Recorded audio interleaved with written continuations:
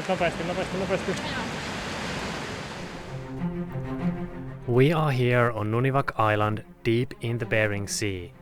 This is just one stop on our attempted 5,000-mile-long route through the legendary Northwest Passage.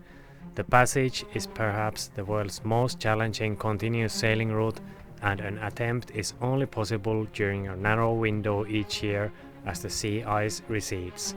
In this video, we first explore Nunivak Island, and then we experience some major difficulty with our fuel system as we press on across the Bering Sea to the historic gold rush town of Nome. Okay. And look at this fog rising from the sand. So we found one! Oh my god, that's so cool. And now let me touch it. Keepers. Finding. How do you say it? Finders keepers. Finders keepers. So It's pretty heavy. So these are handmade glass balls that they use for fishing floats in Japan, I don't know, like 50-60 years ago. And many of them are still intact, and you know, the waves have brought them over with a big storm. The waves have brought them over and they are here now in the middle of the swamp with all the mosquitoes. So I'm a little bit jealous now. It was literally like just sitting there, huh? Yeah. There is literally still snow over there under the sand dune. That's snow there, even though it's summer. So this here is muskox wool. It's the underwool from muskox, and we've learned that this one is extremely expensive if you spin it into a yarn. If you have 1 ounce of yarn, 20 grams, then it's worth $150 or so. Some people collect it. It's super soft. It's just so soft, and this is not really that smelly either or anything.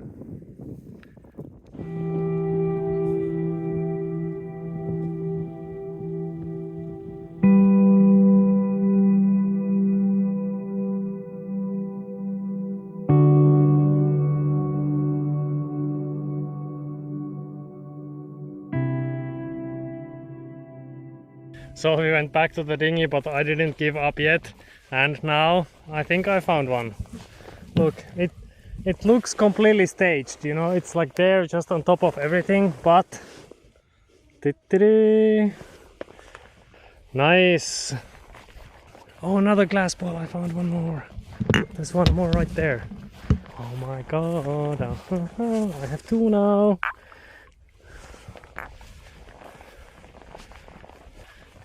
Oh fuck, there's mosquitoes. And one more. This one is huge. Oh, check this out. Look, a small one and a big one. Think about it. Someone made that like, I don't know, 60 years ago or something in Japan, and now it's ended up here in Alaska and it's still fully intact. Okay, we found the spot, guys. We found the spot. Look, 1, 2, 3.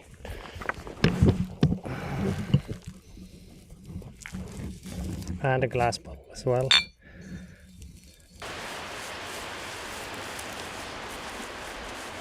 So this is one of those beaches that is being carved away by the sea. So especially when the permafrost disappears, you know, nothing's holding this kind of sand dunes together anymore. When there is a big storm, the waves reach the grass. So, you know, gradually the sea is eating the land away. There are places, a lot of places in Alaska where people live and have their houses, you know, pretty close to the sea in a place like this, and well, when the sea erodes the shoreline, then you will have to relocate or something, and that's really unfortunate for many communities here.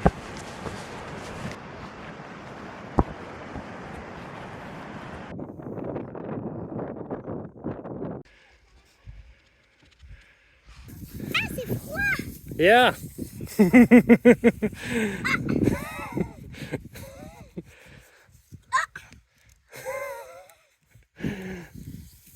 This here is permafrost, and now you can see how the sea is going to erode all of the land away, because when the permafrost melts here, then there's nothing keeping the sandy ground together anymore, and the waves are going to wash it away.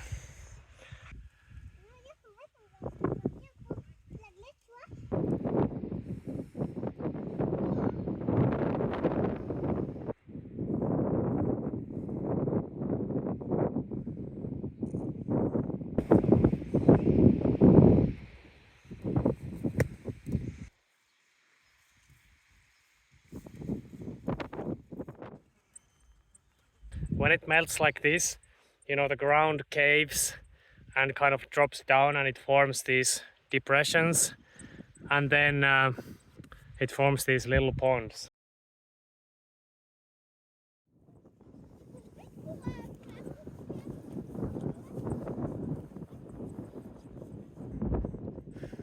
Hello.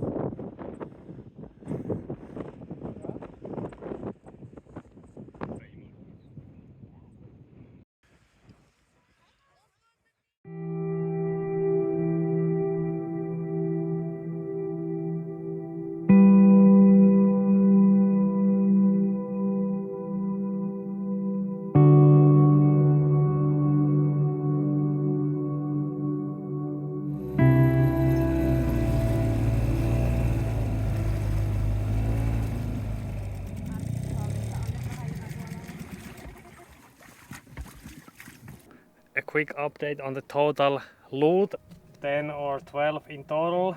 These are the medium size.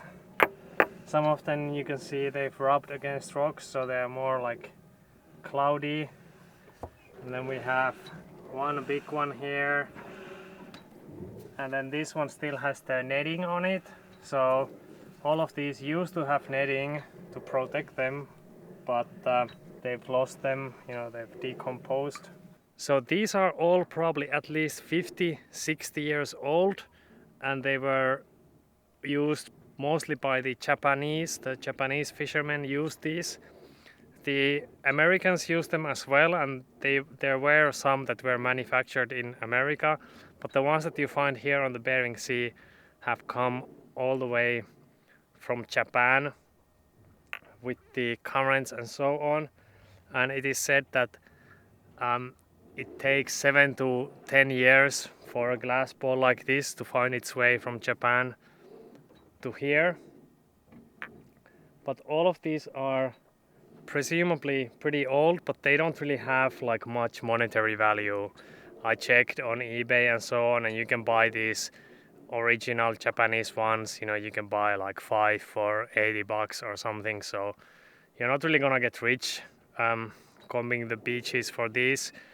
You can see some special things about this. So on this one you can see how it was made. It's made in a metal or a wooden mold, and you can see that this one was made in a 3-piece mold. You know, you can see there's one piece here, and then second and third, and you know, basically the glass is blown into the mold, and then the mold is opened, and that's how you get the ball. And then the hole is covered with some molten glass again. So even back then these were actually made out of recycled glass mostly, and that's how they get their color, you know, just from the type of glass that they were made out of. And the good thing about this is that if they break, they basically break into pieces of glass, but glass is, you know, kind of like it ends up kind of like being kind of like sand. This is like all natural ingredients, so to say. So if it breaks down on the beach, it's actually not even nearly as bad as plastic. But unfortunately these are not used anymore, because when bigger machinery took over in fishing, the fishermen needed something that's more durable than these glass balls, and that's why everyone's nowadays using plastic.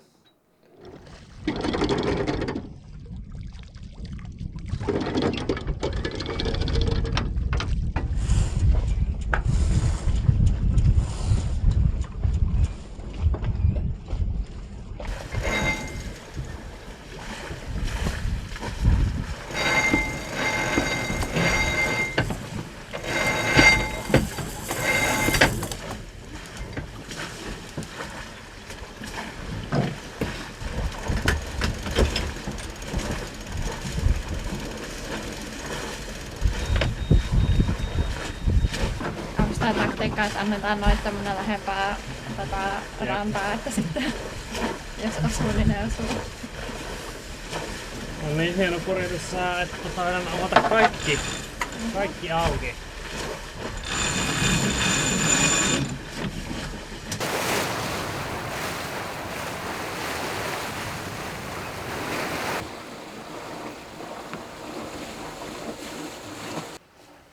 This whole area here is not recommended for any type of ships. So on the charts and in the coastal pilot book it says if you are on a big ship, don't come here because it's so poorly charted. And there are very few soundings here. And you know, we are keeping 2 miles away from the shore.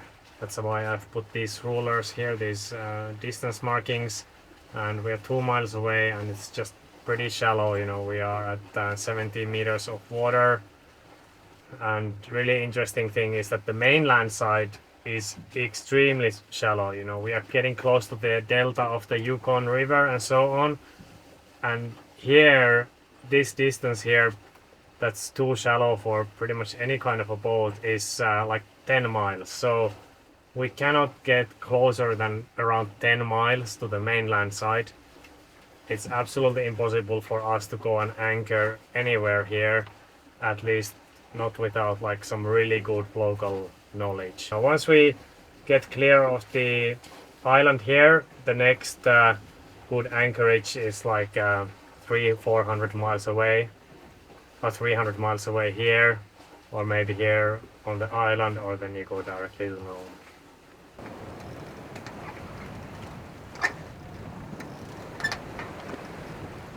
Well, who knew that Arctic sailing could be so nice? We are under full sail and Libertaire is just in front of us. They deployed the Jennaker or Code Zero or something like that.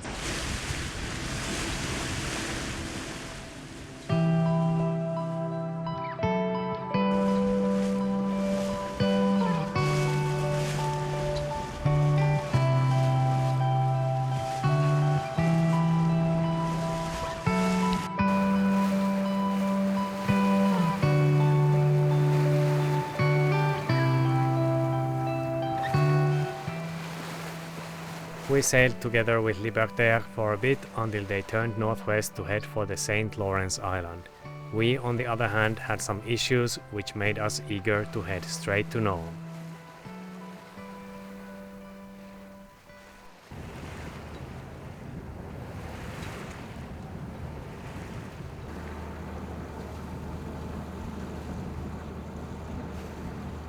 So this is the last leg to Nome, and it's, well, there's not much going on except for our fuel problem. If you take a look at our fuel filters downstairs and the transparent filter bowls, it does not look very good at all.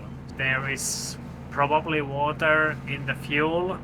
This is the sample, one more sample from the water, the diesel tank. I'm beginning to call it a water tank now. But no, from the diesel tank, and it is, as you can see, it is cloudy, but the water does not separate. You know, we don't get any water here. I cannot see any water here, no water droplets here at all.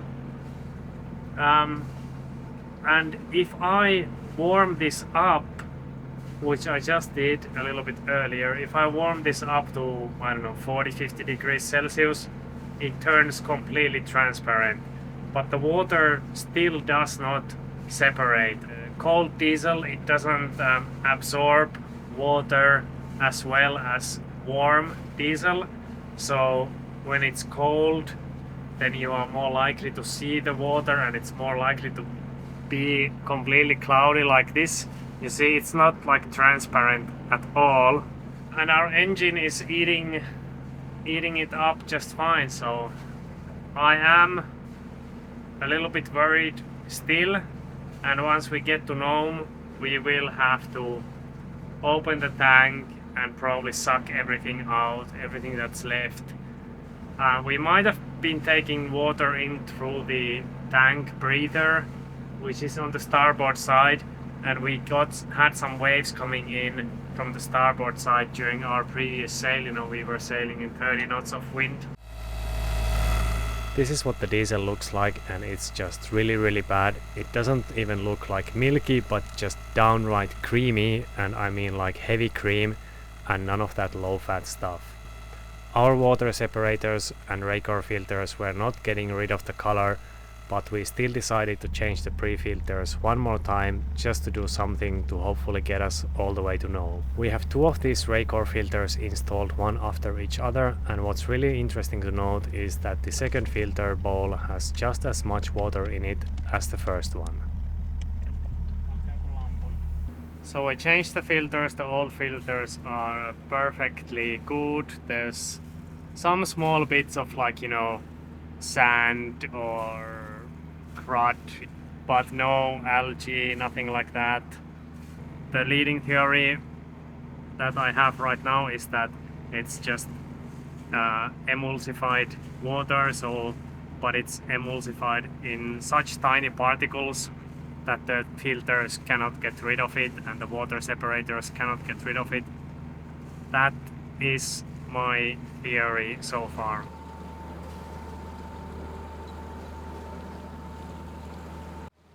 Alright, we have now officially entered the flat part of the Arctic. We are over 10 miles away from the shore, but it is only 10 meters or 30 feet deep here, and it just gradually gets shallower and shallower towards the shore. And the shore itself, you know, the shoreline is so flat, there's no contours, no hills really. So you can't see it even with binoculars, even though it's only 10 miles away. You can't see it. We can't get close enough to actually see it.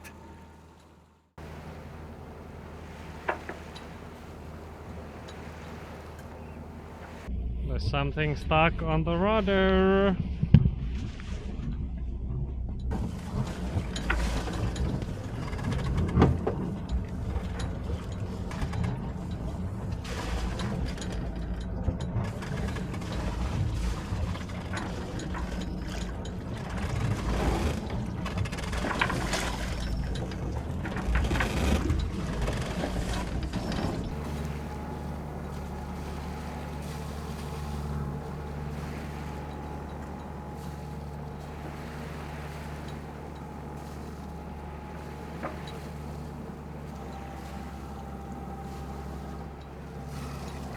So much of this crappy driftwood around. I think they flowed down the rivers. We are close to the Yukon River Delta, and that's of course a huge river. So annoying. But now I think I'm gonna go to bed. It's Sohvi's turn to deal with this.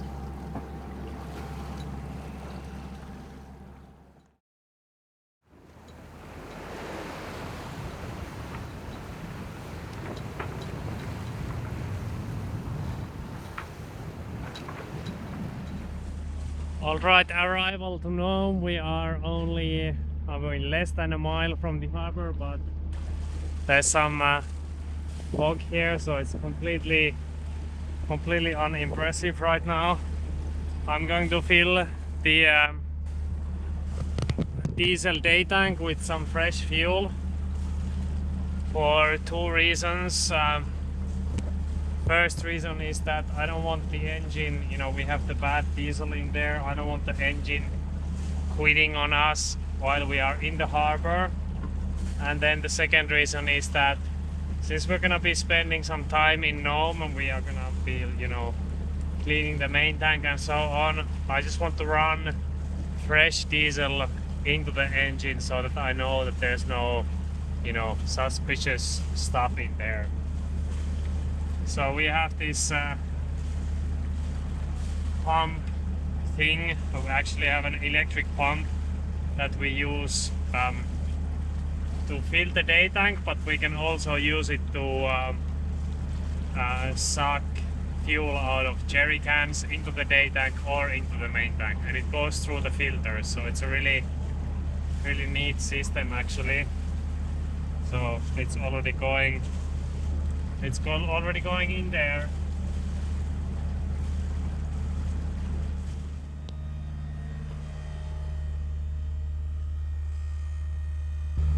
So this is what diesel should look like.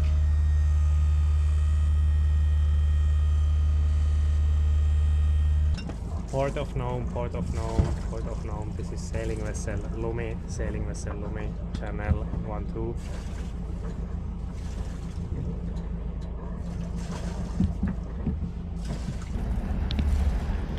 That's a gold dredging vessel, I think. He's going out to dredge. That's an interesting one for sure. What's also interesting is that it's so foggy that I cannot see the leading markers to the inner harbor basin. Look, I'm supposed to follow this channel. On both sides it's very shallow. And there are two leading marks here, so if you can line them up, but there's no way. You can't see them now.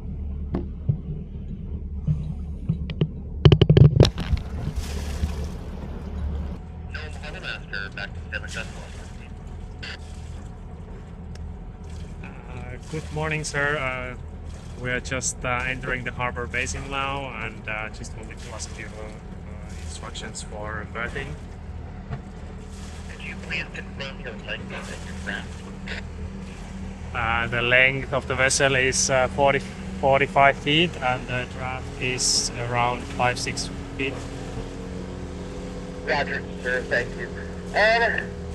Kind of with the weather the way it is, there's not a lot of open spots. We may have to find you a place to raft. I don't have any staff in until 8 o'clock to move boats around, but if you would like to come in now and see if you could just find any location to raft, we can make some space on the floating docks here in a little bit. Alright, thank you very much. We'll come in and we'll take a look. Thanks. Actually, are you still in the outer harbor, or are you already in the inner harbor? We are just in the outer harbor right now. Okay, just make sure you guys stay in the middle of the channel. I think it's very shallow off of the east end. Yeah, we will. Thank you. No harbor master, standing by 12 and 15. Yeah, he was also telling us to stay in the middle of the channel, but how? No, the harbor master was saying we have to stay in the middle of the channel, but you can't really see the channel.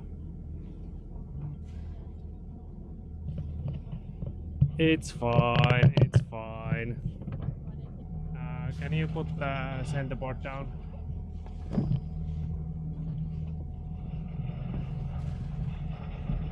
Also, the channel markers here are missing.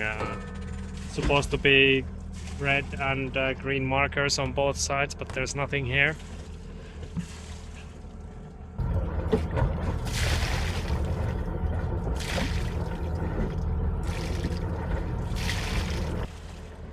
Interesting looking boats here.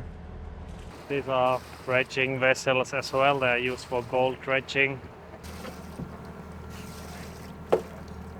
Tuolla on hienon näköisiä. Näetkö sen mikä meni tästä meidän ohi? These are some of the gold dredging vessels that the modern day gold miners use. The big suction tube that you see is being operated by a diver who basically sucks sediment and gold off the bottom of the sea.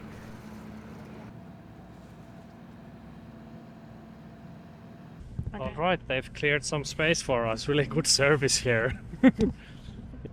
And we get to go on this dock which says dredging vessels only.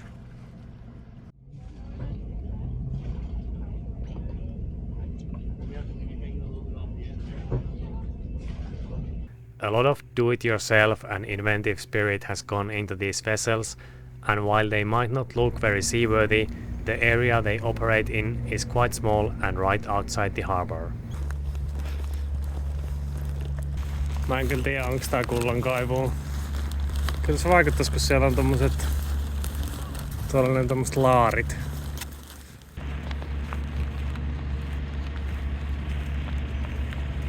Nome itself was founded in 1898 during the Alaska Gold Rush, and in just a couple of years it grew into a busy town. Nowadays the gold on the land has basically been mined out, and that is why the miners concentrate on the seafloor.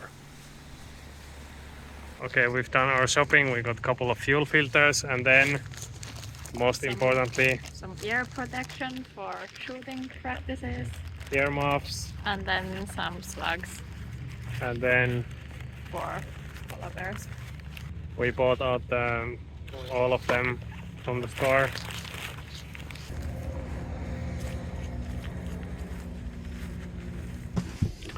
Okay, now we opened the diesel tank. Dun dun dun. Sofia has already taken the screws off. It's the moment of truth.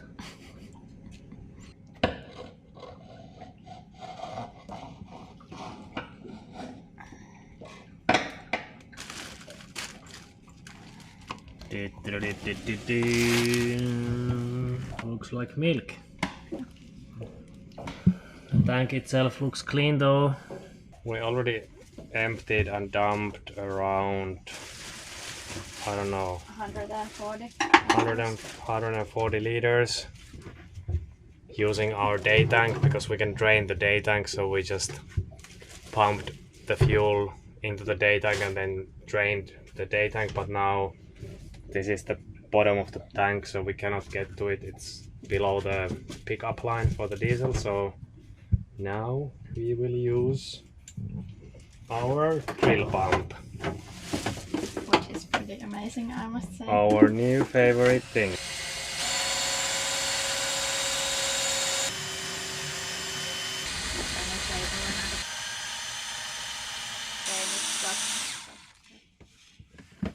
Okay, we've slurped as much of the fuel as we could, and now it looks like this.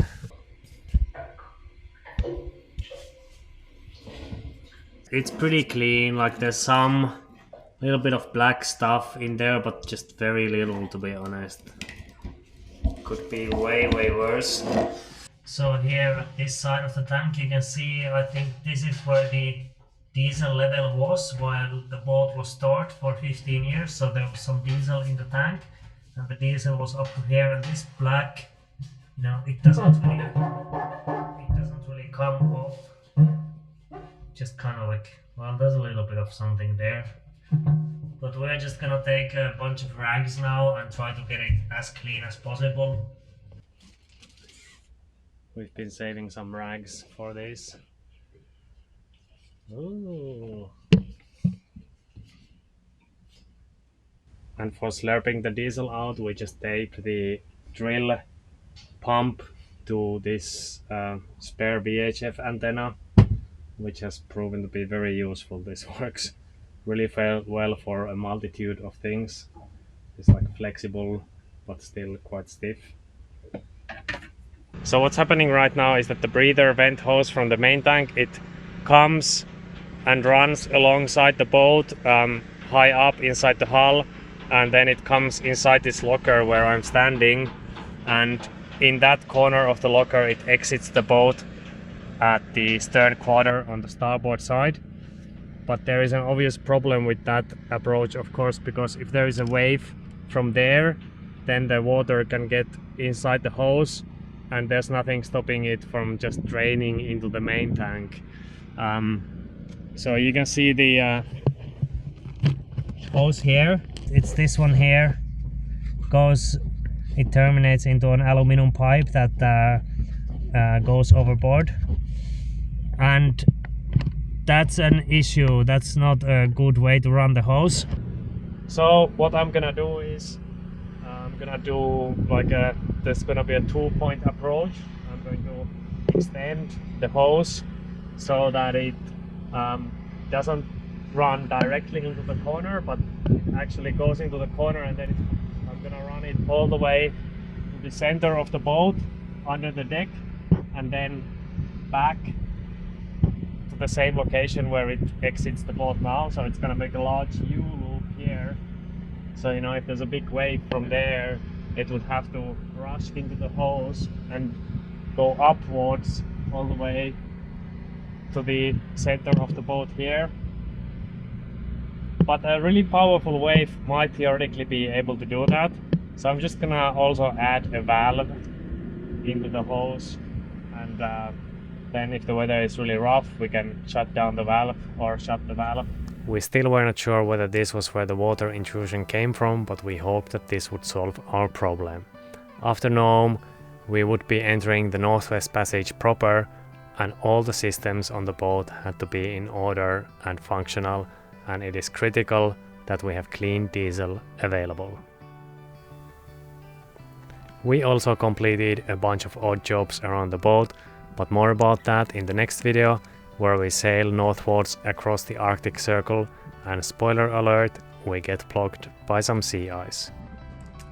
And that is the new adjustment arm for the alternator.